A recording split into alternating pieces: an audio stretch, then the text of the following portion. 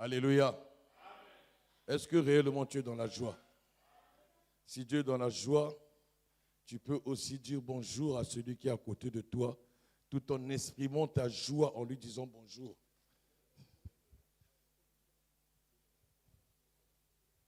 Tout en exprimant cette joie, parce que c'est tellement merveilleux d'être ensemble.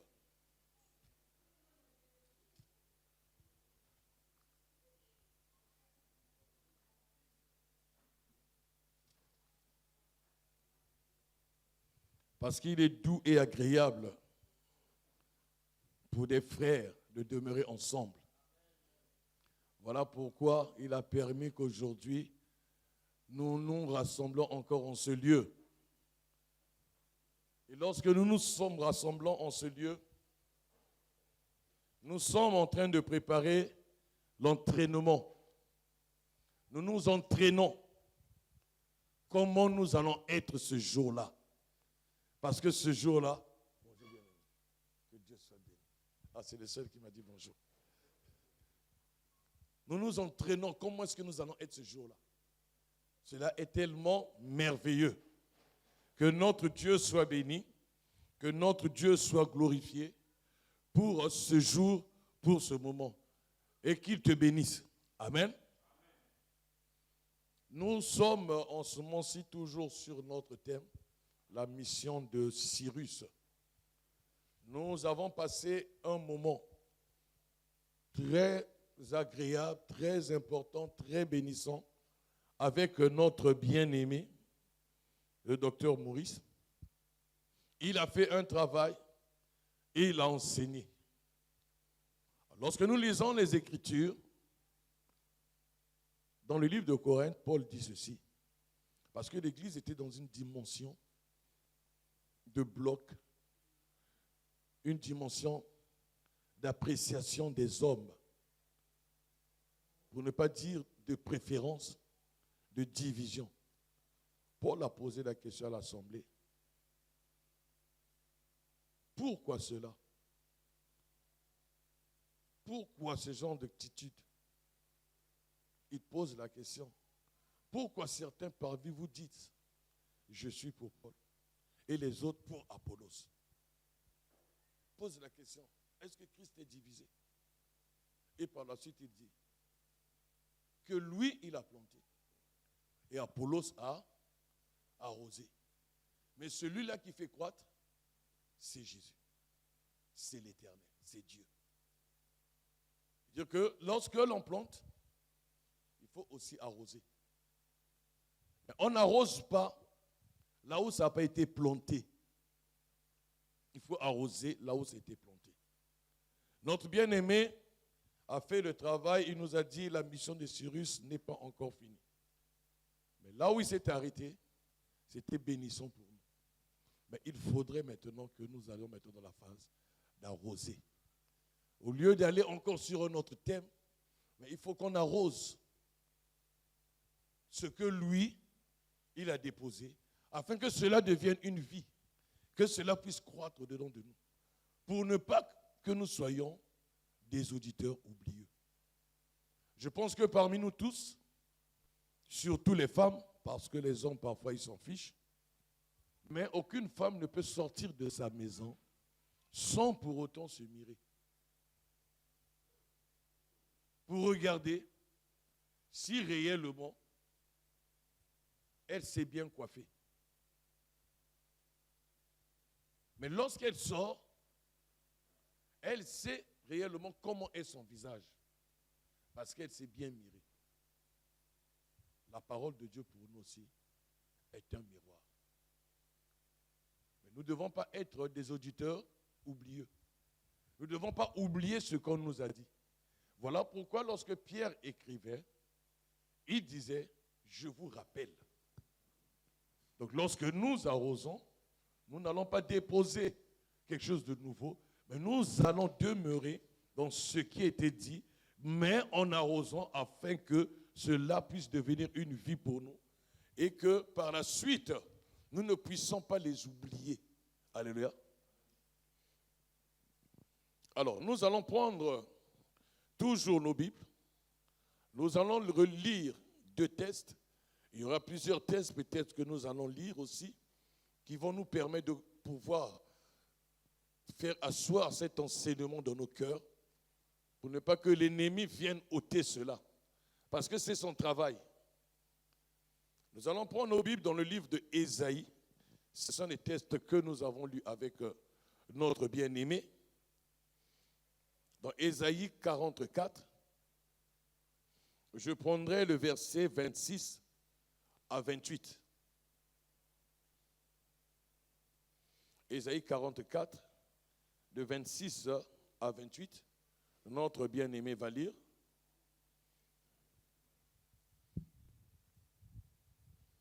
Je lis dans le nom de notre Seigneur et Sauveur Jésus-Christ. Amen. Je confirme la parole de mon serviteur et j'accomplis ce que prédisent mes envoyés. Je dis de Jérusalem, elle sera habitée. Et des villes de Juda, elles seront rebâties. C'est ça? Et je relèverai leurs ruines. Je dis à l'abîme, déchaîne-toi, je tarirai tes fleuves. Je dis de Cyrus, il est mon berger, et il accomplira toute ma volonté. Il dira de Jérusalem qu'elle soit rebâtie, et du temple qu'elle soit fondée. Amen. Amen. On va prendre le livre de 2 Chroniques, au chapitre 36, de 22 à 23. 2 Chroniques, chapitre 36.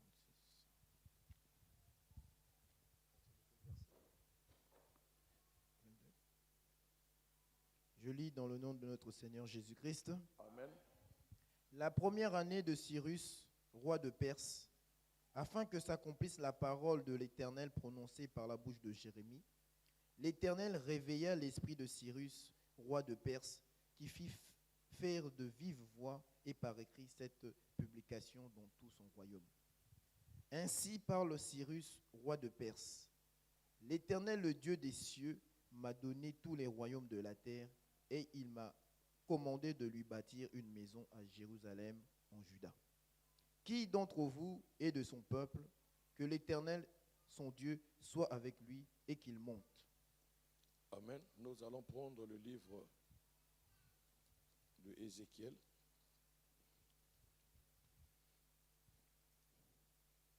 Au chapitre 24.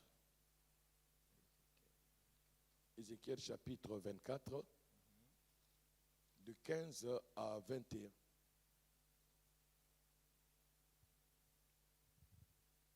Je lis dans le nom de notre Seigneur Jésus-Christ. Amen.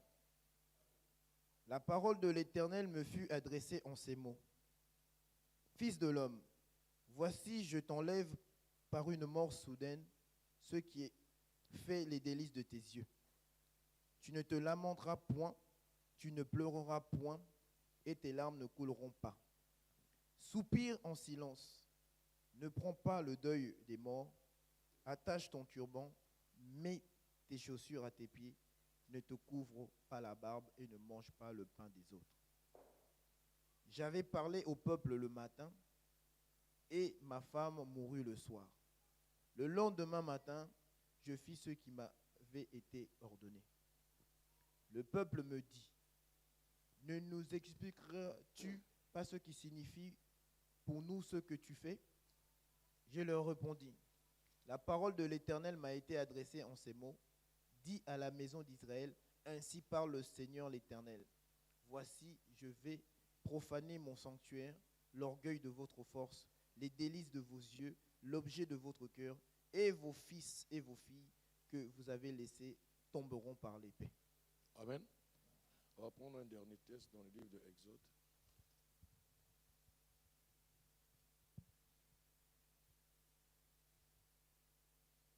Exode chapitre 25.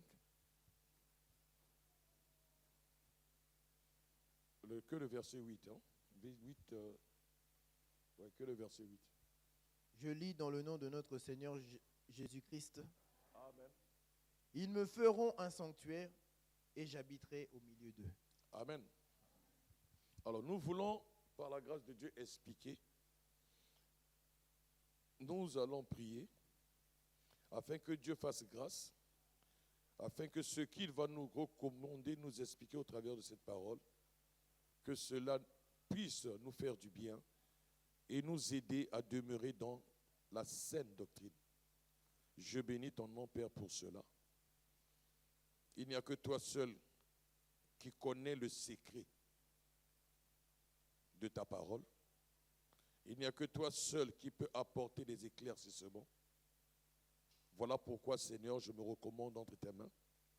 Utilise-moi comme un instrument, afin que ce que je dirai à ton peuple soit quelque chose de bénissant, et que toi, tu puisses accompagner cela par ta puissance. Au nom de Jésus, amen. Alors, nous sommes en train de parler de la mission de Cyrus. Par la grâce de Dieu, nous avons vu, lorsque, dans les débuts de l'enseignement sur la mission de Cyrus, ce qui s'était passé et pourquoi Israël était allé en captivité à Babylone. Mais maintenant, la deuxième partie avec notre bien-aimé, c'était nous enseigner que Israël devait quitter la captivité et revenir à Babylone. Mais à Cyrus, Dieu lui avait recommandé d'aller reconstruire la muraille et le temple. Mais Cyrus, dans ce travail, dans cette mission, la chose qu'il avait commencé à construire, lui et ses prédécesseurs, c'était le temple. Nous avons vu que le temple, c'était la fierté d'Israël.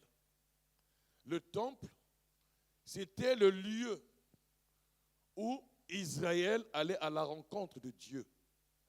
Si Dieu vous fait grâce, je souhaiterais que vous le lisiez dans 1 Roi au chapitre 8, tout le chapitre.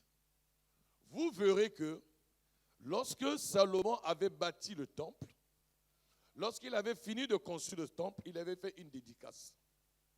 Et dans toutes ses prières, il disait à Dieu, si tout homme, ton peuple, venait dans cette maison et élevait sa voix vers toi, du haut des cieux que tu puisses les exaucer.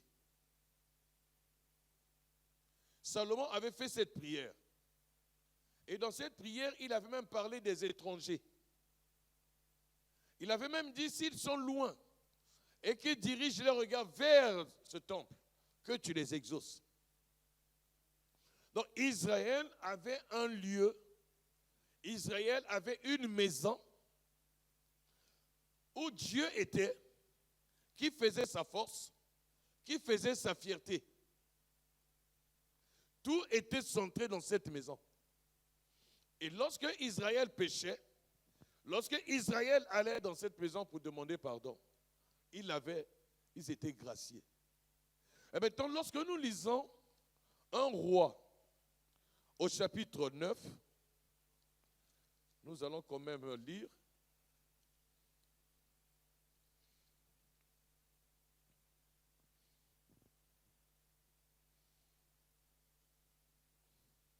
Un roi chapitre 9 à partir du verset 1 et nous allons nous arrêter au verset 3.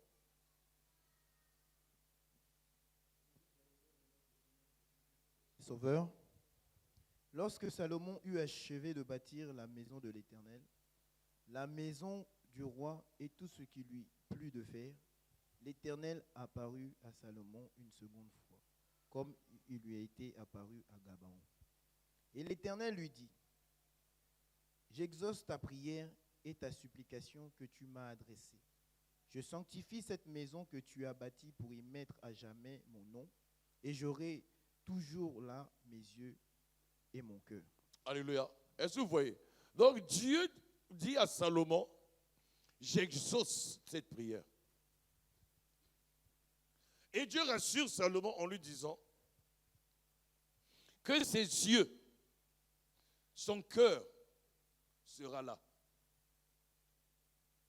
Donc c'est que Dieu accepte maintenant que toute personne qui devait prier dans cette maison, Tout ce que Salomon avait demandé, Dieu l'a exaucé. Voilà pourquoi le temple, cette maison, était la fierté d'Israël. Israël pouvait faire tout ce qu'il pouvait faire, mais cette maison, pour eux, c'était leur fierté, c'était leur force. Je pourrais dire leur raison d'être. Mais lorsque nous avons touché le livre d'Ézéchiel, nous voyons que lorsque Dieu voit Ézéchiel, il lui dit, je vais faire quelque chose qui va surprendre tout le monde. Mais ce que je ferai, tu ne pleures pas. Ne porte pas de deuil. Ne couvre pas ta barbe. Et lorsque Dieu lui a dit le lendemain, son épouse est décédée. Les gens sont venus le voir par la suite pour lui dire, si ton épouse est décédée, ton attitude nous cache quelque chose. Dis-nous ce qui va se passer. Mais ce que Dieu voulait leur dire, c'est qu'il devait détruire le sanctuaire. Ce qui faisait la fierté d'Israël. Ce qui faisait sa force. Lorsque nous avons lu le livre d'Exode, nous voyons que lorsque Dieu recommande à Moïse de récupérer des offrandes entre les mains des enfants d'Israël, c'était pour qu'on lui construise un sanctuaire et dit, et j'habiterai au milieu de vous. C'est que dans ce sanctuaire, Dieu était là. Mais il dit dans Ézéchiel que moi, je vais détruire ce sanctuaire. Donc c'est que Dieu a détruit ce qui était précieux pour Israël. Cette maison avait été détruite. Et maintenant, lorsque Cyrus revient dans sa mission, il commence par construire d'abord la maison. Nous commençons d'abord par expliquer de la maison qui avait été expliquée, mais nous voulons encore redonner quelque chose afin que chacun de nous voie l'importance de cette maison. Parce que sans la maison, bien aimé, on ne peut rien faire. Sans la maison, on ne peut rien faire. Il faut qu'il y ait toujours une maison. Alors, lorsque nous voyons, lorsque Daniel et ses compagnons étaient en captivité, dans le livre de Daniel, au chapitre 4, la Bible dit que lorsque Daniel sut, qu'est-ce que Daniel avait su? Parce que Daniel avait fait quelque chose. Il y avait un complot qui a été fait. Il fallait que tout le monde se prosterne devant la statue de Nebuchadnezzar. Et maintenant, Daniel avait refusé de se prosterner. Daniel ne voulait pas se prosterner. Mais les gens, ils avaient tout fait pour que Daniel se prosterne devant cette statue. Mais nous voyons ce qui s'est passé. La Bible déclare que lorsque Daniel sut, lorsque Daniel a pris conscience, lorsque Daniel a pris connaissance du complot qui a été fait, Daniel est allé dormir et il s'est allongé sur son oreiller. C'était ça? Qu'est-ce que Daniel a fait? Daniel s'est mis à prier. Il n'est pas seulement mis à prier parce qu'il fallait prier. Nous allons le lire, Daniel au chapitre 6. Nous allons prendre le verset 10 seulement. Lisons dans le nom de notre Seigneur Jésus-Christ et Sauveur. Amen. Lorsque Daniel sut que le décret était écrit, il se retira dans sa maison, où les fenêtres de la chambre supérieure étaient ouvertes dans la direction de Jérusalem. Et 3 fois par jour, il se mettait à genoux, il priait et il louait son Dieu comme il le faisait auparavant. Alors maintenant, pourquoi Daniel, en priant, il était à Babylone, mais il priait, la Bible déclare bien que ses regards étaient dirigés où? C'est que lorsque Daniel a prié, la Bible dit, lorsque Daniel sut que le décret était écrit, il se retira dans sa chambre, où les fenêtres de la chambre supérieure étaient ouvertes dans la direction de Jérusalem. Alléluia. Parce qu'à Jérusalem, il y avait le temple. Je me fais comprendre. Et qu'en dirigeant ses regards vers Jérusalem, Salomon avait dit, si ils sont à l'étranger, si seulement ils dirigent les regards vers là où est le temple, exauce-les. Parce que le temple, cette maison de Dieu était une maison qui était vraiment importante. Donc lorsque Daniel a dirigé ses regards, il dirigeait ses regards selon la prière que Salomon avait eu à faire. Mais si nous essayons de compter les générations, nous nous rendons compte qu'il y a eu quand même une bonne partie de générations qui sont passées entre Salomon et Daniel. Alléluia. Mais malgré cela, cette prière de Salomon, cette recommandation que Salomon avait faite et l'exaucement de la prière de Salomon par l'Éternel, le conseil allait de père en fils, de génération en génération, et ça traversait des siècles. Alléluia. Je me fais comprendre. On sait que tous ceux qui étaient venus par leur site savaient que s'il y a un malheur, si on est en danger, il y a l'ennemi qui vient, pour demander secours à l'Éternel, il faut jeter le regard que vers Jérusalem. Parce que c'était à Jérusalem où était la maison de Dieu. Et là où Dieu a dit dans le livre de 1 Roi 9 que cette prière que tu as eu à faire, je l'ai exaucée. Mon cœur et mes yeux, ils seront là. Alléluia.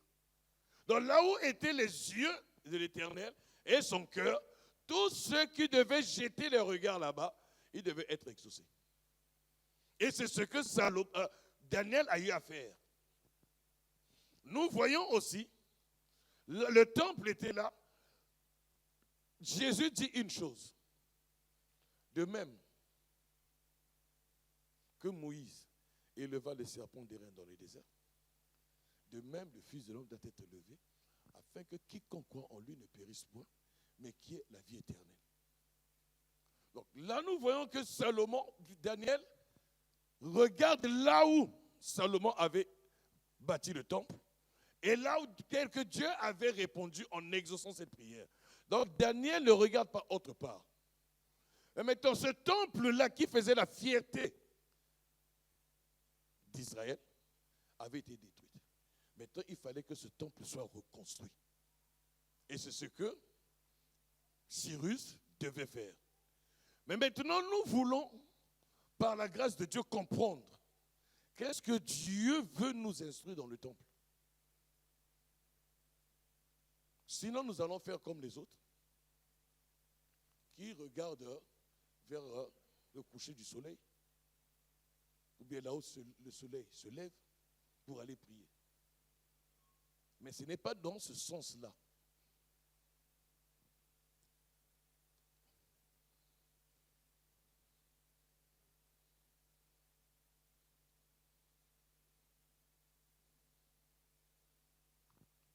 Lorsque nous regardons dans le livre de Corinthiens, il est dit ceci. 1 Corinthiens au chapitre 3, au verset 16. Ne savez-vous pas que vous êtes le temple de Dieu et que l'Esprit de Dieu habite en vous? Si quelqu'un détruit le temple de Dieu, Dieu le détruira. Car le temple de Dieu est saint et c'est ce que vous êtes. Donc la maison qui devait être construite, dans ce temps-là, c'était reconstruire le temple. Mais bien que ce temple avait été reconstruit, mais ce temple a encore été détruit. Et aujourd'hui, ce temple, ils sont en train de se battre pour le reconstruire. Jésus arrive, il dit, détruisez ce temple. En 3 jours, je le rebâtirai. Les gens lui ont dit, mais attends, ça ne va pas. Tu sais combien d'années ce temple a été construit? Et toi, tu veux dire, en 3 jours, tu vas le rebâtir. La Bible dit clairement qu'il parlait de lui-même. Donc c'était lui-même ce temple. Donc ce que a été fait aujourd'hui, nous le vivons autrement. Donc c'est que Jésus, c'est le temple.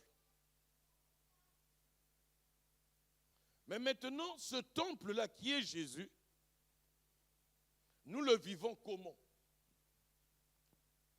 Comment est-ce que Jésus est en temple? Nous allons maintenant jeter nos regards vers lui. Alors, lorsque nous voyons, il y a certaines communautés, ils ont fait des temples. Et à l'intérieur, comme Jésus avait dit, il faut que le Fils de l'homme soit élevé, afin que quiconque croit en lui ne périsse point, mais qui ait la vie éternelle. Ils ont mis un crucifix et ils ont mis une statue, afin que tout le monde regarde. Mais comme Jésus dit, détruisez ce temple, en 3 jours je le rebâtirai, il persiste encore en disant, c'était de sa mort, de lui qu'il parlait. Mais si Jésus est le temple, nous devons savoir maintenant qui est Jésus. Chose que nous connaissons.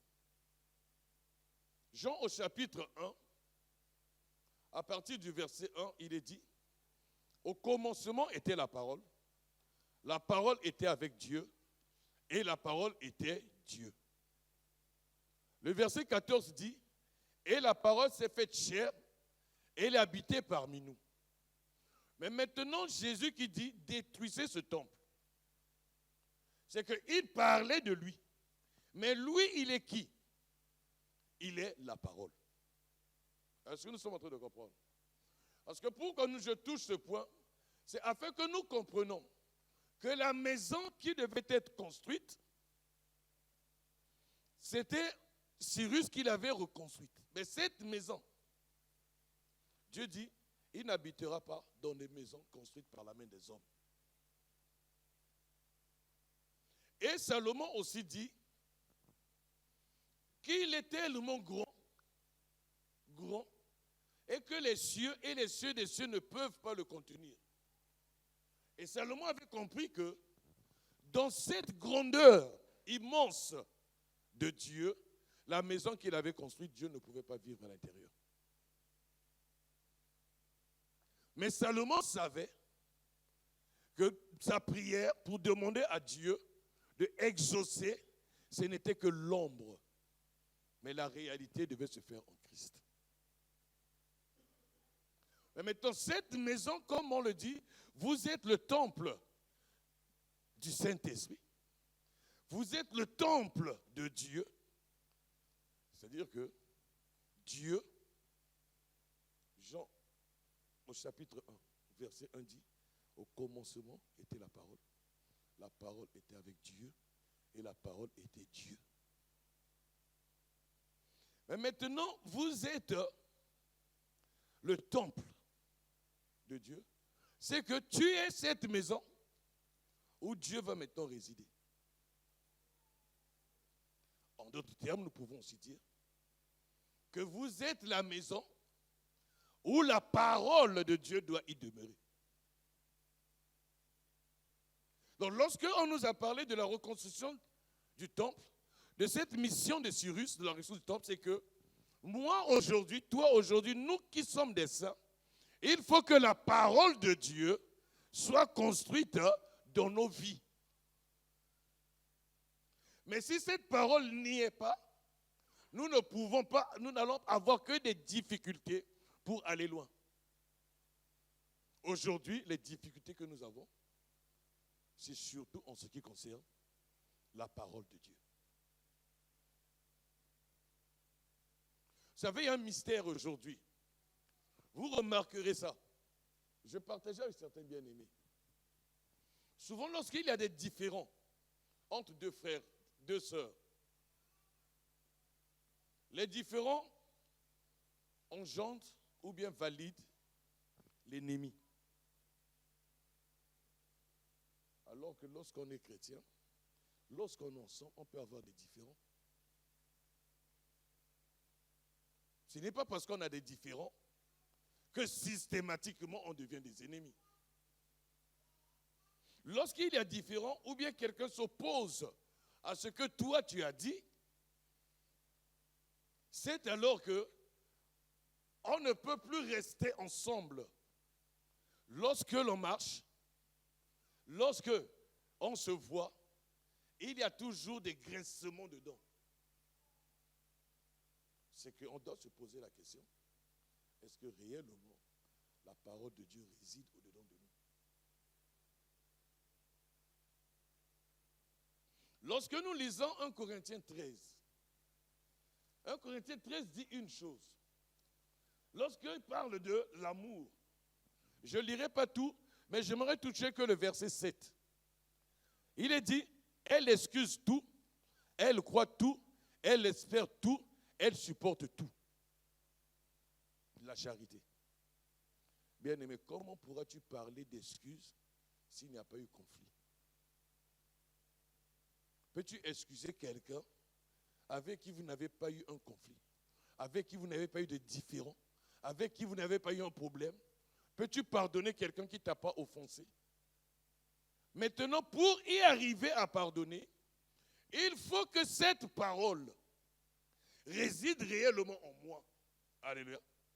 C'est là où se trouvent nos problèmes.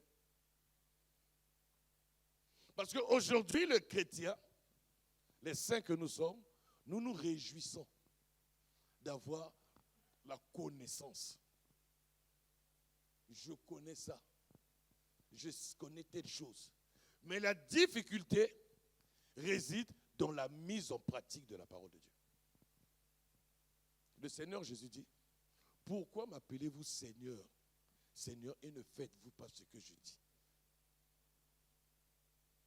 C'est que nous qui sommes des saints, nous qui avons reçu cet enseignement sur la reconstruction du temple, où la maison de Dieu doit être construite, maintenant elle doit être construite en moi. Mais elle est construite au-dedans de moi, non pas pour qu'elle y soit comme ça, mais pour qu'on puisse voir les œuvres de cette parole dans ma vie. Comment est-ce que moi, chrétien, j'ai la parole de Dieu en moi? Et comment est-ce que j'arrive à pardonner celui qui m'a fait du tort? Donc le but de cet enseignement, c'est cela. Que la parole de Dieu construise ma vie. Il y a ce bien-aimé qui dit, tout ce qui était pour moi comme gain, je le regarde comme de la pourriture. Vous le connaissez? Nous aimons bien ce qu'il dit. Lorsque le frère Paul dit, tout ce qui était pour moi comme gain, il les regarde maintenant comme de la pourriture. Mais il ne le regarde pas comme de la pourriture pour le plaisir de regarder comme de la pourriture. Mais afin de gagner Christ. Alléluia. Mais lorsqu'il arrive plus loin, il dit, ce n'est plus moi qui vis, mais c'est Christ qui vit en moi. Mais comment peut-on savoir que c'est Christ qui vit en lui? Si seulement on ne voit pas l'œuvre de la parole. Nous allons lire un autre texte. C'est ce texte-là que tous les chrétiens aiment.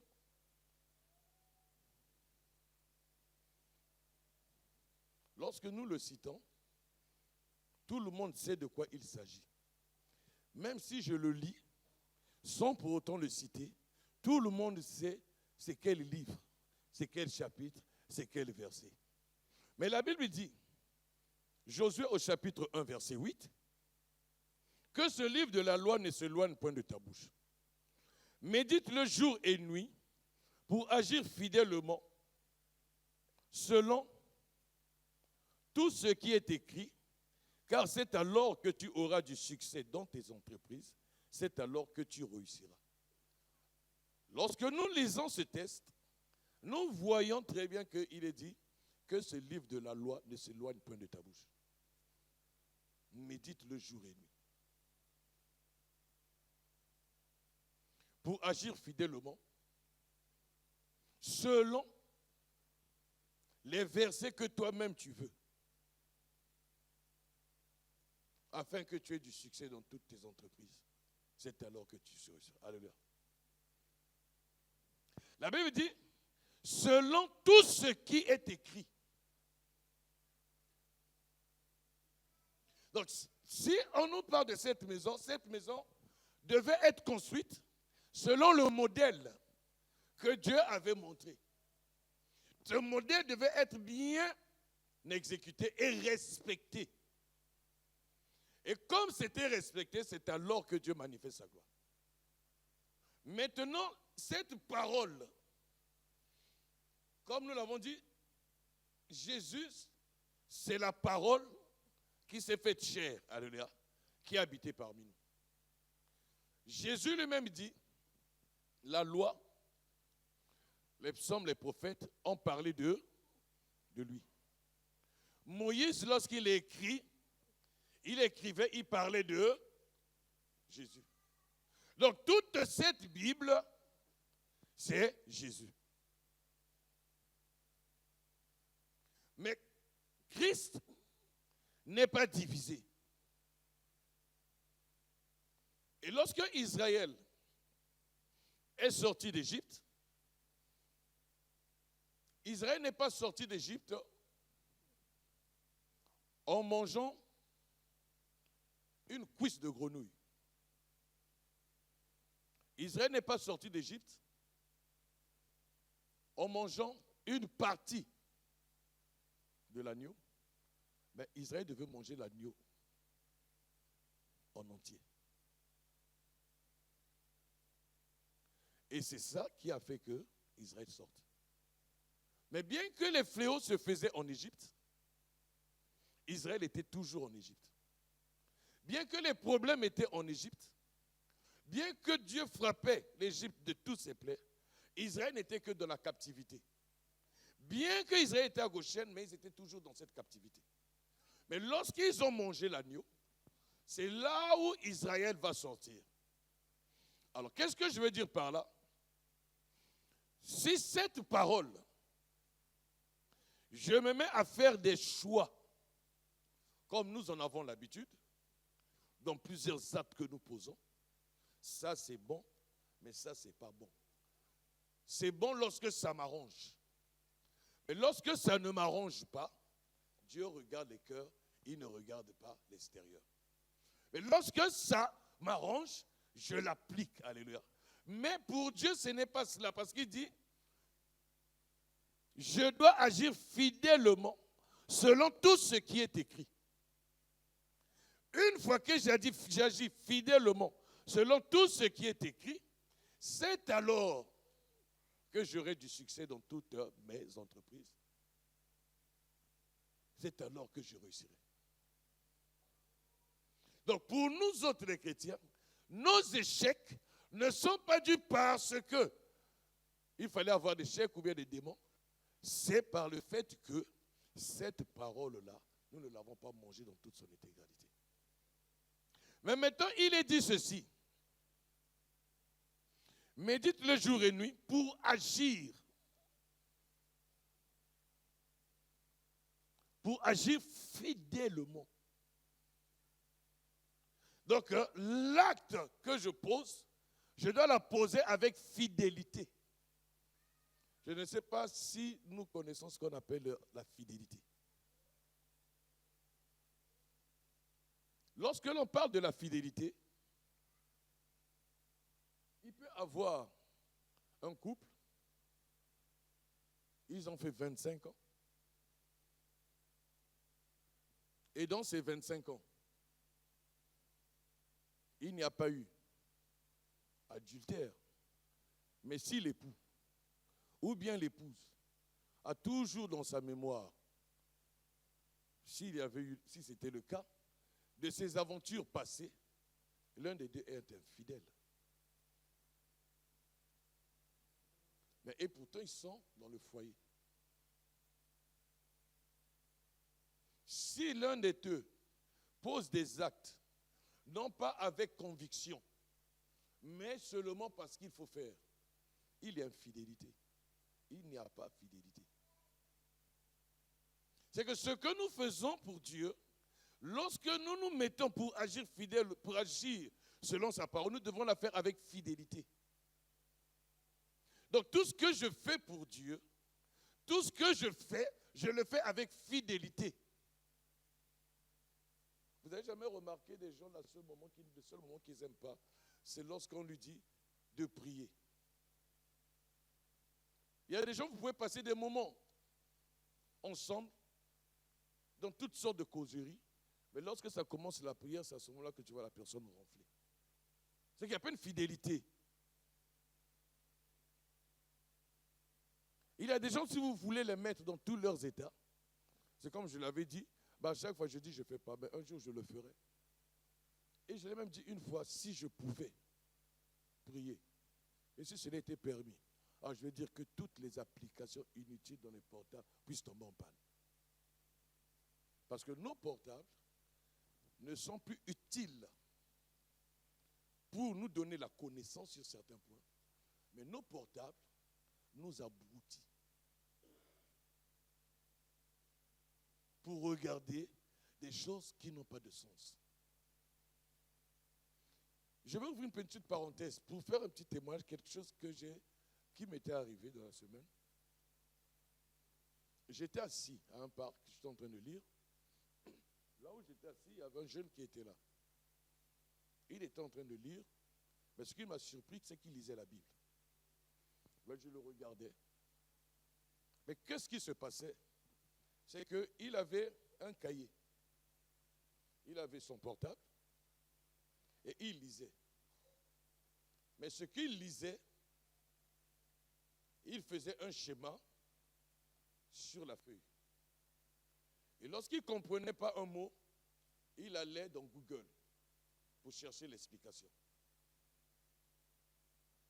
Et je le regardais, ça m'avait touché. Et après, là où il était, c'était sur les habits des sacrificateurs qui devaient être confectionnés. Donc, il regardait dans Google comment étaient ses vêtements et il se mettait à les dessiner. Je lui ai posé la question, mais pourquoi tu fais ça? Il dit non, mais j'aimerais bien avoir une idée un peu de ces choses-là parce que j'ai des difficultés à comprendre lorsqu'on parle de cela. Voilà pourquoi je ne comprends pas coudé et je suis allé dans le dictionnaire. Moi, ça m'a touché. Pourquoi ça m'a touché? Parce que j'ai senti dans ce jeune une idée de chercher à connaître, même s'il le faisait d'une manière intellectuelle, mais c'est déjà bénissant. Mais beaucoup ici ont des portables, mais ce n'est pas ce qu'ils font avec. Je continue. Nous sommes en train de parler de cette parole qui doit prendre place au-dedans de nous. Et c'est alors que l'on saura que nous sommes réellement des chrétiens. Donc lorsqu'on nous parle de la maison qui doit être bâtie dans nos vies, c'est réellement la parole. Mais maintenant, ce temple-là, ce n'est plus le temple qui doit être construit à Jérusalem, parce que nous l'avons vu tout dernièrement, la rencontre de Jésus et de cette femme samaritaine. Cette femme, lorsqu'ils sont arrivés sur le point du lieu d'adoration, Jésus a dit quoi? Que c'est maintenant en esprit et en vérité. Ce n'est ni à la montagne, ni à Jérusalem. Mais maintenant, c'est en esprit et en vérité. Mais Dieu est esprit.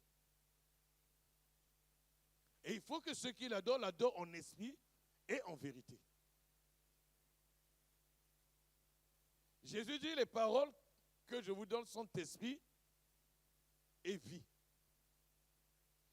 C'est que si cette parole-là, nous ne la prenons pas en considération, tous les enseignements que nous avions reçus, durant pratiquement 1 mois et demi, ne nous servira à rien. Nous allons avoir la tête pleine, mais et non la vie de Christ.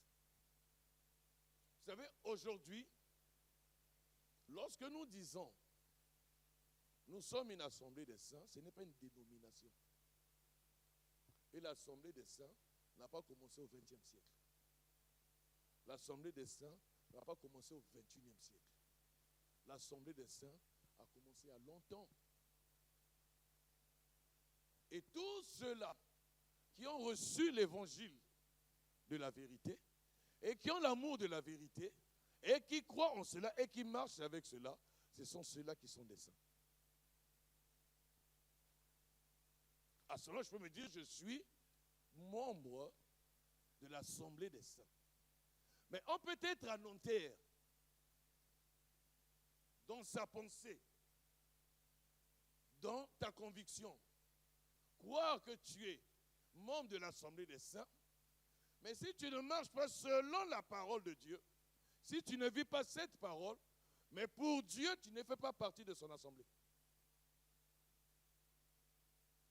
Tu peux être dans l'assemblée, tu peux contribuer, faire tout ce que tu veux, mais si tu ne vis pas cette parole, et si cette parole-là n'est pas en toi, pour Dieu, tu ne fais pas partie de son assemblée.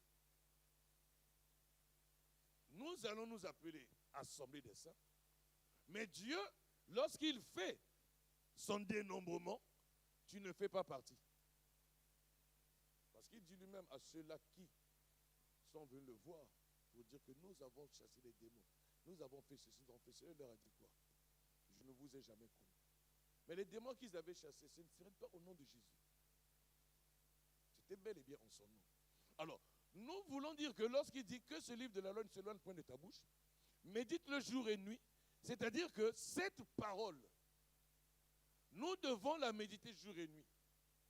J'ai dit à certains bien-aimés, on peut comprendre une journée, mais si 2 jours, tu ne lis pas la parole, 3 jours, pleure toi-même. Pose-toi la question, est-ce qu'on ne m'a pas mis en moi un esprit d'égarement? Ôtez en moi l'amour de la vérité. Parce que c'est quelque chose de très important. Lorsque Dieu a créé l'homme et la femme, lorsque le péché est arrivé, Dieu va parler à la femme. Dieu va dire une chose à la femme. J'augmenterai. Et après, il va lui dire, tes désirs, et il dominera sur toi. Mais les désirs de la femme devaient être dirigés vers qui? Est-ce que les désirs de la femme devaient être dirigés vers elle-même? Est-ce que elle devait se dominer elle-même? Mais Dieu dit, tes désirs se porteront toujours vers ton mari. Et lui, il dominera sur toi. Maintenant, si ses désirs ne sont pas dirigés vers son mari, elle ne pourra pas accepter que son mari domine sur elle. La majorité des conflits qui se trouvent dans les foyers, c'est parce que les désirs de l'épouse ne sont pas dirigés vers l'époux. Et comme ces désirs ne sont pas dirigés vers l'époux, l'époux ne peut pas dominer sur elle. Parce que ses désirs sont dirigés ailleurs.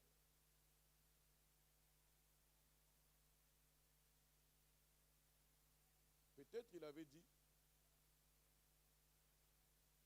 là où se trouve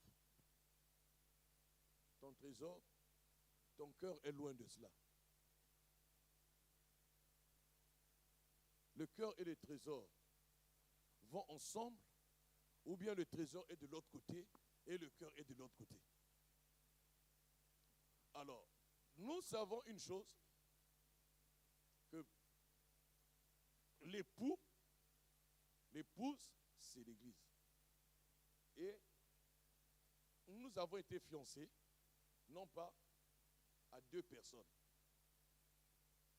Nous avons été fiancés à qui? Donc c'est lui, l'époux.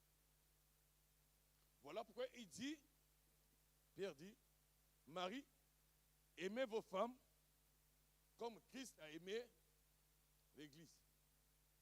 Ce qui veut dire que Christ est l'époux et l'Église est l'épouse. Parce que si le mari doit aimer sa femme, comme Christ a aimé l'Église, c'est que l'acte que pose le mari, l'acte d'amour que pose l'époux vers sa femme, c'est ce que Christ a posé vers aussi son épouse qui est l'Église. Alors, Nous avons dit que tant que la parole de Dieu ne prend pas place au-dedans de moi, parce que moi je suis le temple, et Dieu c'est la parole. Cette parole-là, nous l'expliquons ainsi, afin que toi et moi nous comprenions maintenant que comme je suis appelé saint, au-dedans de moi, ce qui prouve que je suis saint, ce n'est pas parce que j'ai adhéré à une assemblée qu'on a donné une dénomination des assemblées des saints. Non. Je suis saint, non pas parce que on m'enseigne des révélations, des prophéties, et que je peux les étaler à la place publique. Non. Je suis saint parce que la parole de Dieu est en moi, et lorsque les gens me voient, ils voient la manifestation de cette parole. Mon comportement reflète réellement cette parole que j'ai au-dedans de moi. Alors, lorsqu'il est dit que tes désirs se porteront vers ton époux, l'époux, nous autres qui sommes l'Église, donc l'épouse, Christ étant l'époux, lui c'est la parole qui s'est fait chair, qui habitait parmi nous, c'est que nos désirs à nous, mon désir à moi, ton désir, doit être dirigé vers la parole. Maintenant, cette parole-là doit dominer sur toi. Mais si nous remarquons aujourd'hui, mes désirs ne sont pas dirigés vers la parole. C'est la raison pour laquelle la parole ne peut pas dominer sur nous. Parce que je suis en train de servir deux maîtres. J'ai commencé par ça, parce que par la suite, si Dieu permet, nous allons encore réexpliquer pour bien comprendre le mystère des femmes étrangères et la séduction. Les différents points qui nous avaient été enseignés. Alors, pour que je puisse arriver à cette dimension, pour pouvoir dominer sur les passions et les désirs de la chair, il n'y a pas autre chose que la parole. Donc, tel que je suis là, tel que nous sommes là, il faut que nous arrivions à cette dimension, à être des hommes, des femmes, qui avons au-dedans de nous le désir de lire la parole de Dieu. Nous ayons ce désir de lire la parole de Dieu. Et nous puissions accepter la domination de la parole de Dieu sur nous. Il y a des choses auxquelles on ne peut pas faire des compromis. Fais des compromis avec autre chose, avec tout ce que tu peux, tout ce que tu veux, mais pas avec cette parole. Parce que c'est celle-là qui nous a créés. C'est celle-là qui nous a fait. Nous sommes le fruit de son imagination. Je ne sais pas si certains avaient demandé d'être l'aîné de la famille. Est-ce qu'il y a un frère qui avait demandé d'être l'aîné de sa famille? Est-ce qu'il y a un frère qui avait demandé d'être le dernier de sa famille? On te l'a imposé. Vrai ou faux? Si tu réfléchis bien, on te l'a imposé. Là, tu arrives, on t'a imposé. Tu es l'aîné, tu restes l'aîné. Même si tu fais, on te l'a imposé. Qui avait décidé d'être chrétien? On te l'a imposé. Dieu nous l'a imposé. Donc acceptons cette condition avec fidélité et avec joie. Et lorsque nous allons l'accepter, c'est alors que les projets qu'il a formés sur nous vont se réaliser. Parce que c'est lui seul qui connaît les projets. C'est lui seul qui nous a fait. Et nous sommes à lui. Et comme on est à lui, nous ne pouvons pas marcher en dehors de ce qu'il a dit. Voilà pourquoi aujourd'hui je voulais exhorter toute l'assemblée, nous exhorter tous, à savoir que leur regard doit être dirigé vers Jérusalem. En d'autres termes, Jérusalem aujourd'hui c'est Christ, parce qu'il est dit de même que Moïse éleva le serpent dans le désert, de même le Fils de l'homme doit être élevé, afin que quiconque croit en lui ne périsse point, mais qui ait la vie éternelle. Aujourd'hui aussi, si nous jetons nos regards vers Jésus, nous avons la vie éternelle. Mais Jésus, il est dans sa parole. nos regards doivent être dirigés dans la parole et que cette parole-là devienne une vie pour nous. Que cette parole soit là en nous. Et c'est alors que nous allons pouvoir vivre la vraie vie avec le Seigneur. Il n'y a pas d'autre chose si ce n'est que la parole. Donc aujourd'hui, tu dois dire au Seigneur, fais-moi grâce, afin que ta parole domine sur moi. Fais-moi grâce afin que je puisse désirer ta parole. Que mes désirs, que mon désir à moi soit dirigé vers ta parole. Que mon désir soit dirigé vers toi et que tu domines sur moi. Parce que si la parole ne domine pas sur toi, il te serait difficile d'aller loin. Bien aimé, les signes de l'avènement de notre Seigneur Jésus-Christ sont en train de s'accomplir. Il faut maintenant que tout chrétien puisse maintenant accepter de demeurer dans la parole de Dieu. Parce que Christ vient bientôt. Vous savez, il y a une chose, il nous comprend. Mais il n'accepte pas ce que tu fais. Quels que soient les problèmes, nous avons la possibilité de réparer avec lui. Dans les foyers, il y a souvent un mystère. Jésus avait dit une chose, plutôt, excusez-moi, Paul dit une chose. Ceux qui se marient, dans leur foyer, ils auront une joie immense, une paix totale. Il dit, n'oubliez pas que dans le foyer, il y aura quoi? Des tribulations.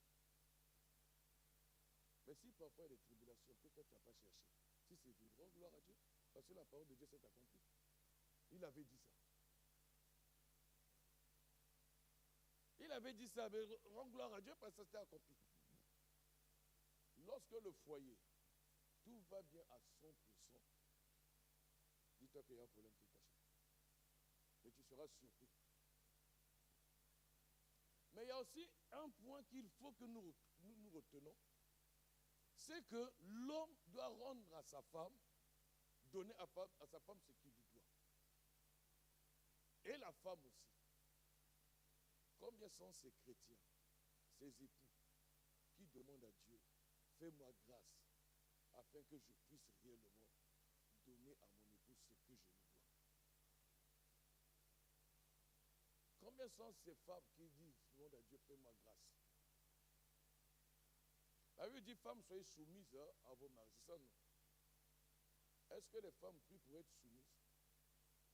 Ou bien elles veulent être soumises à leur volonté? Est-ce que les époux prient pour aimer leur épouse? Ou bien ils s'aiment eux-mêmes? Bien aimés, je vous dis ce qui est vrai. Si ces choses-là, je le ramène dans le foyer charnel, nous n'arrivons pas à les résoudre tels qu'il se faut. Et Jésus vient, bien aimé, tu iras en enfer. Même ici, tu jeûnes, mais si ces points-là, tu ne te mets pas à les résoudre, tu iras en enfer. Voilà pourquoi il est temps, pour ceux qui sont mariés, qui se mettent déjà au travail pour réparer ce qui doit être réparé maintenant. Parce que cela est possible. Cela est possible. Lorsqu'il y a un problème dans le foyer, tu as un problème avec ton époux, avec ton épouse, je ne sais pas, mais tu ne vas pas me mentir, tu ne peux pas prier. La Bible le dit. Tu ne peux pas aller à l'encontre de ce que la Bible dit. Dès que tu entends sa voix, ou déjà ton cœur n'est plus à l'aise. Dès que tu vois la personne, ça ne marche pas. Réconcilie-toi. Ça sera plus simple. Et tu pourras rentrer dans le royaume sans problème si Jésus venait. Que notre Dieu nous bénisse. Nous étions là que pour donner une exhortation, pour encourager le peuple de Dieu aujourd'hui à pouvoir se donner maintenant à la lecture biblique. Commence maintenant à te donner à la lecture biblique, à désirer cette lecture, à l'aimer. Et prie pour que la parole de Dieu domine sur toi et que toi tu puisses désirer cette parole. Élevons nos voix.